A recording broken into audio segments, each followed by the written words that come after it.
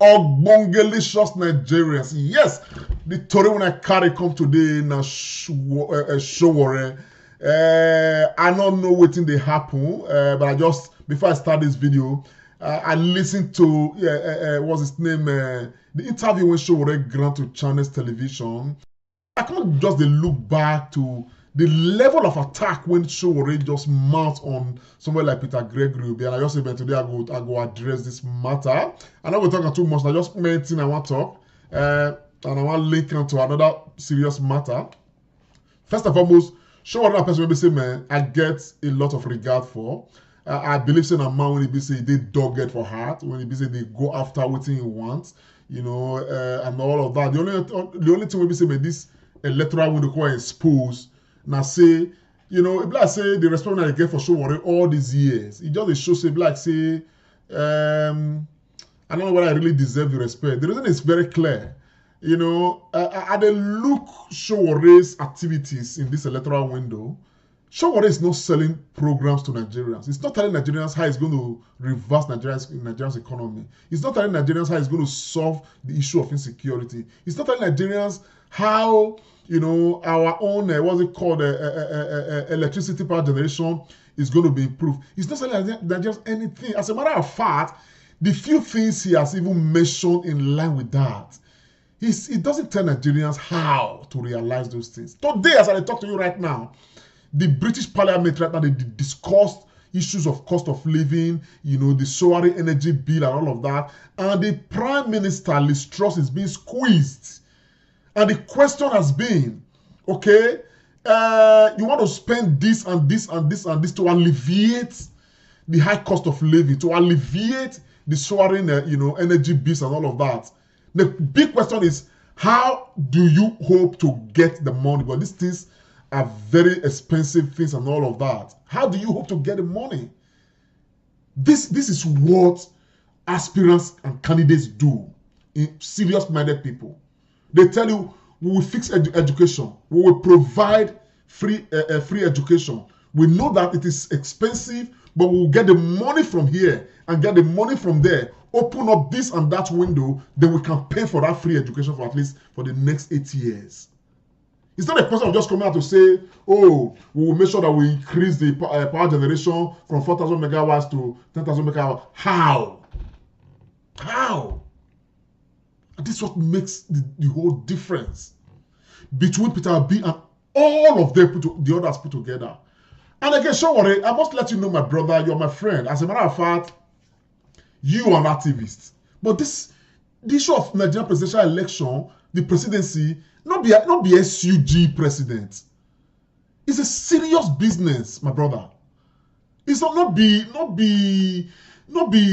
to gather some people, they fly in some kind orange color beret, you know, all around. That's not what this is. Nigeria is confronted right now with, in fact, Nigeria is at a breaking point.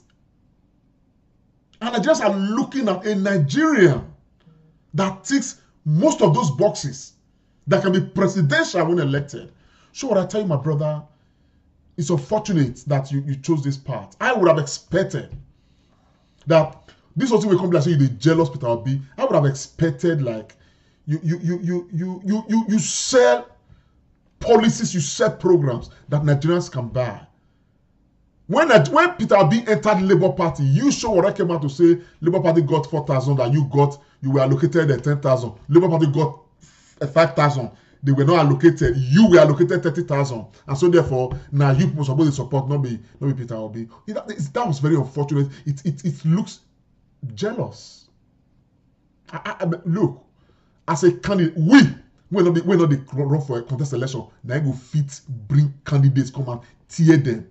Talk about them as we like, because I am not contesting for president. I am not selling any manifesto. I am not selling any policy. I am not selling any program. I am only trying to, you know, support a candidate, which is Peter Gregory Obi. Now, on the contrast, on the flip side, while you are busy wasting your time talking about Peter Obi, because right now your number one, what's it called, manifesto, not Peter Obi. Peter Obi is out there marshalling out his own plans on how he wants to transform Nigeria. The more you guys are trying to make Peter Obi, you know, your #1 item or your manifesto, Peter Obi doesn't even speak about any of you. He doesn't even act like he hears what you say. He doesn't call anybody's name. The name that Peter Obi calls is Nigeria. Peter Obi, Wike come, he go Peter Obi village. When he will run for primary, he talk. 2 weeks later, Peter Obi pay and visit. Umbaka come do it, yo. Peter Obi came back from abroad. He said, "Me, Father Mbaka and his father, you know, if he talk back at Umbaka, he was not raised like that." Peter Obi has never mentioned anybody's name in a bad light. He just when he did this tour to Europe and America, he asked Nigerians, say, make sure that all the presidential candidates, they come and speak to you, not by prosing. Sowore, you are not Peter Obi's item in his manifesto at all. You can't even be. Why don't you, my brother, you say you're a presidential candidate, face your own manifesto and tell Nigerians what you want to do. Nigerians are interested in the policies. This election is issue-based. Anyway, Nigerians, me, I not really come here, can't really just, you know, not be sure what matter really carry me come per se, but I just make a mention them. And they mention in the light of the fact, say, as Sowore, they try to, you know, put Peter Obi in bad light. They talk about Peter Obi. He's been talking about Peter Obi. Peter Obi went to Egypt. Sowore was the first person who came to make some very, with all due respect, was the first person who came out to come and say some very unpalatable things, put there for Facebook everywhere. Peter Obi entire labor. Sowore displayed jealousy. Sowore has not rested. Come on, mama. Peter Obi is not be your chase, man. Cut the man some slack, my brother. Cut him some slack. Initially, say labor not get structure, they not get anything. Now you are scared to your bone marrow. You see the clear possibility that this Peter Obi will become president of Nigeria. I would expect that what someone like you should do, if you are a true progressive, a true lover of Nigeria, what you should be doing right now is find a way to align with this man, collapse your structure into his. Because right now, Peter Obi's structure is 1,000,000 times bigger than the structure you have. And find a meeting point between you and him, so that you can support him to become the next president of Nigeria. Not go on channels and be talking blah blah blah blah blah. You know, stay in your house and be talking blah blah blah blah blah blah blah. You don't. Anyway, Peter Sowore, I think you need to do better, my brother, so that some respect when you get, you go see they get and they go. Nigerians, why Sowore they talk? Peter Obi they marshal the programs. I want to leave this video for now. I want to listen to some of the plans Peter Obi get for Nigeria. Welcome to Nord TV's Global Politics Horizon. First question is, assuming that you are elected, let's look forward to day one. You've been sworn in, and you've just closed the door to your presidential office. You're sitting down and adjusted your seat to your liking, and you grab the presidential pen. What are the top priorities that you tackle for day one? Well, that's interesting. Thank you for assuming that I'm going to be elected. And what do I do from day one? And thank you sincerely for inviting me and for this opportunity. For me, from day one, I'll go straight to tackling the issue of insecurity. It's the #1 priority, insecurity. But we be said with a lot of other problems which needs to be tackled simultaneously. But on top of that list is insecurity. So I also want to jump into another question here, and I want to make sure I get this exactly right, so pardon my glance down. But President Biden here in the U.S. approval rating surged as he has made good on several campaign promises, such as relating to climate change, as well as student loan forgiveness. In the name of transparency, what promises should the public hold you accountable for against the next 4 years if they were to want to vote for you for re-election? Now you're talking about 4 years, so it's not day one. Yeah. I'm going to make sure that everything I promise is tackled simultaneously. Okay. And the promise is that, again, is insecurity, dealing with the issue of rule of law and order, since the government, bring stability in the polity, uniting the country, ensuring that it is transparent and visible good governance, fighting areas of corruption, which will be visible and transparent, and people will see it. Cutting the cost of governance,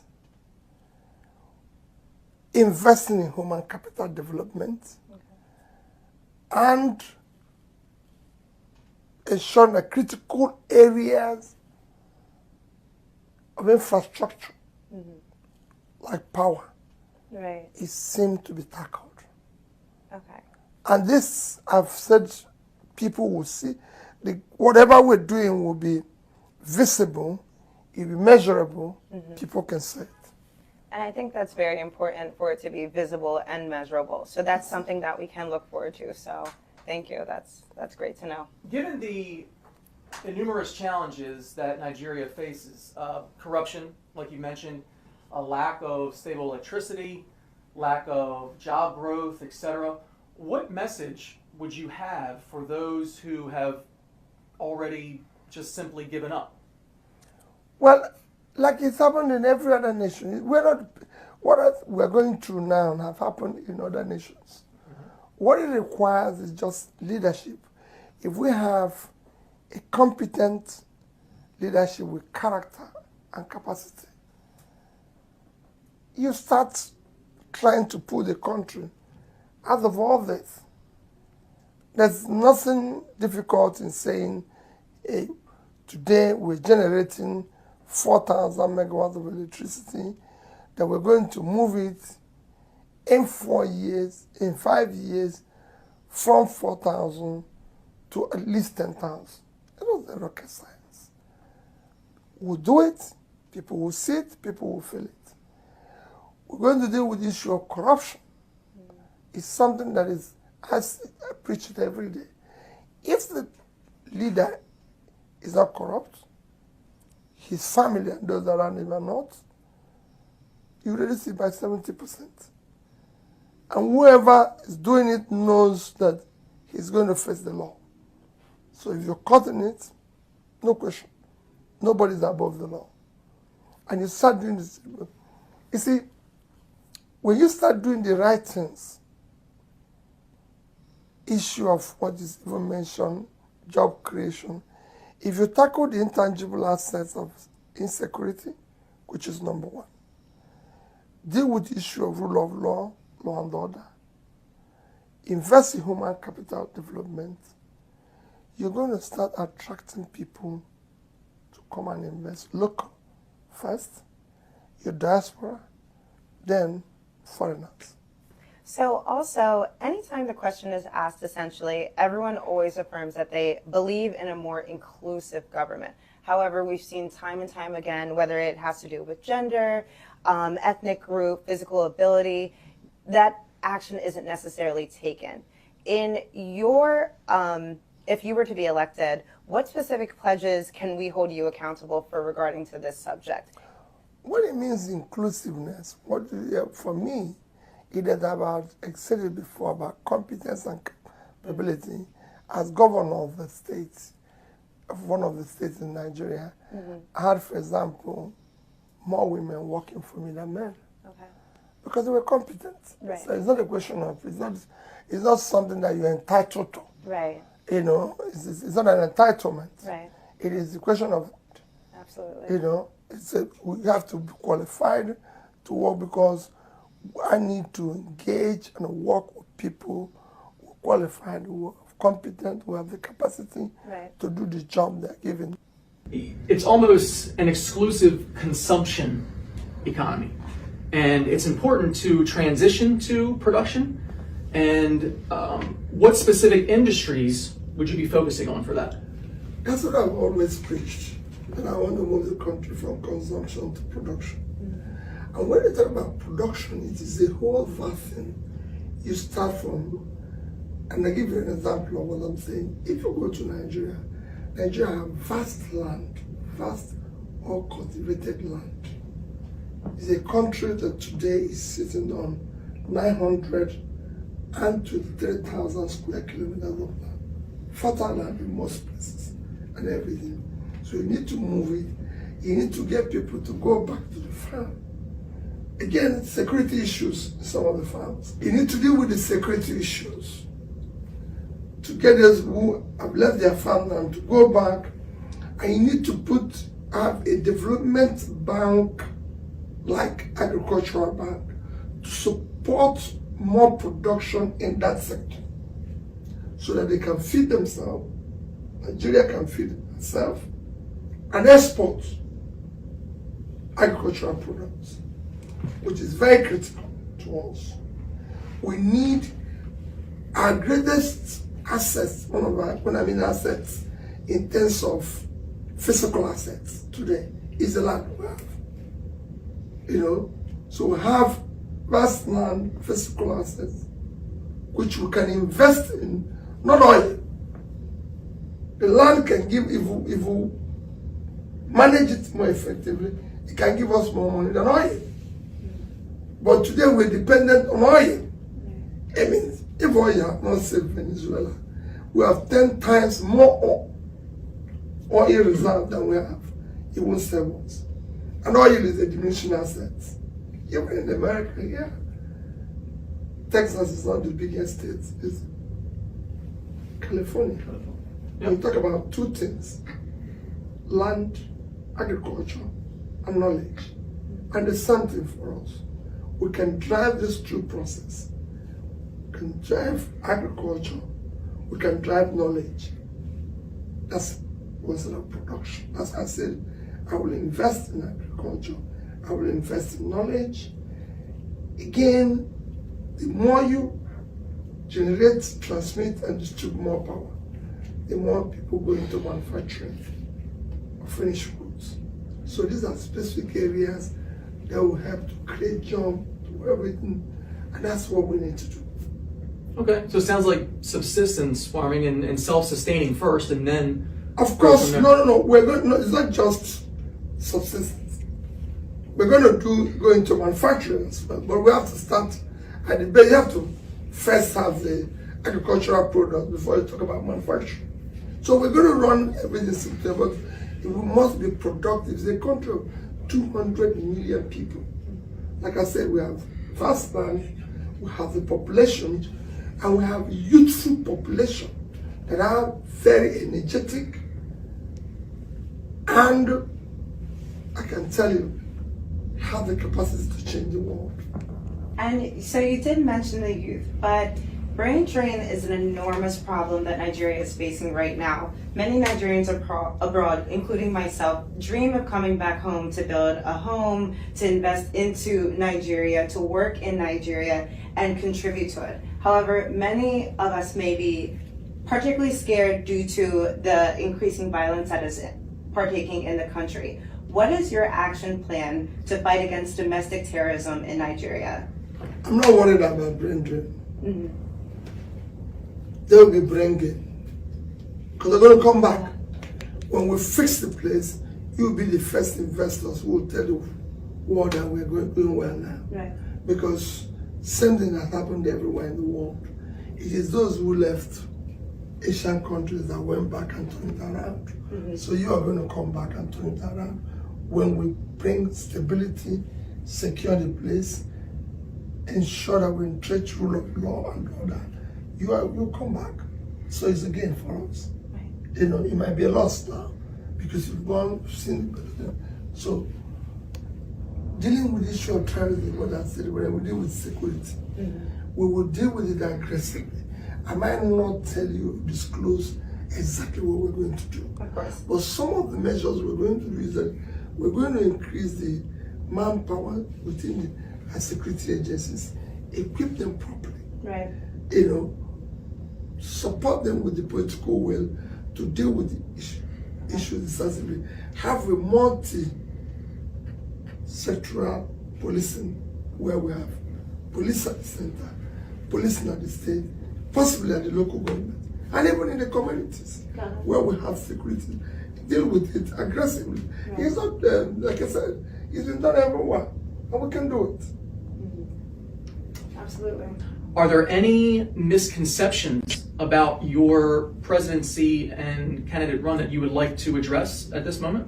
Well, I don't think there is, except maybe people will say we don't have structures, you know, but for me, that is what we want to destroy. We want to dismantle the structure, because the structures that are there today are structure of criminality, structure of corruption, structure of inefficiency, structure of ineffectiveness. These are things we want to remove and bring in a movement that wants to take back the country, give it to the people, great Nigerians that will have faith in their country because they hope like her. It is no secret right now that in Nigeria currently spends more than it earns. So that is a huge problem that the country is facing right now. I understand that you have plans to cut those expenditures, and I believe you spoke to that a little bit earlier before. But specifically, how do you plan on tackling this? Not just Nigeria that spends more than it earns. Mm-hmm. A lot of other countries do the same thing. Okay. A lot of other countries are borrowing. Right. United States today owes about 80% of its GDP in debt. Mm-hmm. So everybody's borrowing. Right. Everybody's spending more. Okay. There's nothing wrong in borrowing. It is what you do with the borrowing that makes the difference. Mm-hmm. If you borrow for investment, you will grow. The problem we have today is that we're borrowing for consumption. The commercial side. Yeah. So I want to borrow for investment. And we're going to do that. Yes, and we're going to cut the cost of governance. Okay. Would there be any specific plans for specific youth operations that you might have? I just told you, ICT, entertainment, sports, small businesses. Okay, those They are the different ones. industries. That's what drives everyone. If you shut it down in America, there will be more criminality in America than there is in America. They'll be shooting shot on the street because they have more guns there on the street than we have. Thank you very much for watching the Comrade Show United Kingdom. Please don't forget to share, like, and subscribe to our channel. Thank you very much. Comrade Show, wait, Comrade Lante Oriente. Like us, follow us, and be the first to know.